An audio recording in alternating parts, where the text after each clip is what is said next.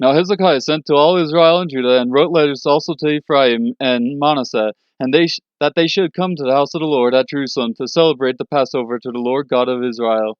For the king and his princes and all the assembly in Jerusalem had decided to celebrate the Passover in the 2nd month, since they could not celebrate it at that time, because the priests had not consecrated themselves in sufficient numbers, nor had the people been gathered to Jerusalem.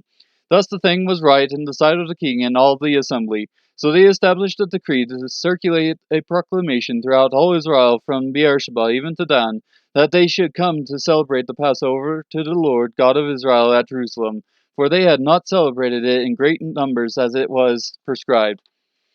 The couriers went through all Israel and Judah with the letters from the hand of the king and his princes, even according to the command of the king, saying, O sons of Israel, return to the Lord God of Abraham, Isaac, and Israel, that he may return to those of you who escaped and are left from the hand of the kings of Assyria.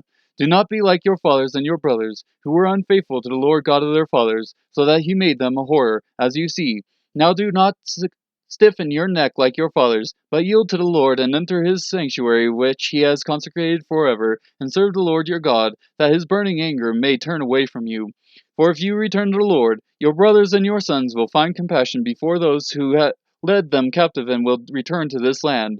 For the Lord your God is gracious and compassionate, and will not turn his face away from you if you return to him. So the couriers passed from city to city through the country of Ephraim and Manasseh, as far as Zebulun, and they laughed them to scorn and mocked them. Nevertheless, some men of Asher, Manasseh, and Zebulun humbled themselves and came to Jerusalem. The hand of God was also on Judah to give them one heart to do what the king and the princes commanded by the word of the Lord. Now many people were gathered at Jerusalem to celebrate the feast of unleavened bread in the 2nd month, a very large assembly. They arose and removed the altars which were in Jerusalem. They also removed all the incense altars and cast them into the brook Kidron. Then they slaughtered the Passover lambs on the 14th of the 2nd month, and the priests and Levites were ashamed of themselves, and consecrated themselves, and brought burnt offerings to the house of the Lord. They stood at their stations after their custom, according to the law of Moses the man of God. The priests sprinkled the blood which they received from the hand of the Levites. From there were many of the assembly who had not consecrated themselves. Therefore the Levites were over the slaughter of the Passover lambs for everyone who was unclean, in order to consecrate them to the Lord.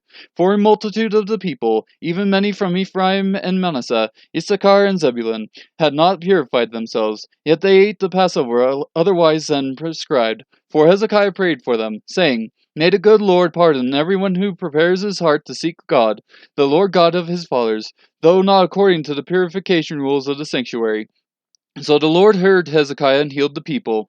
The sons of Israel presented in Jerusalem present in Jerusalem celebrated the feast of unleavened bread for 7 days with great joy, and the Levites and the priests praised the Lord day after day with loud instruments to the Lord.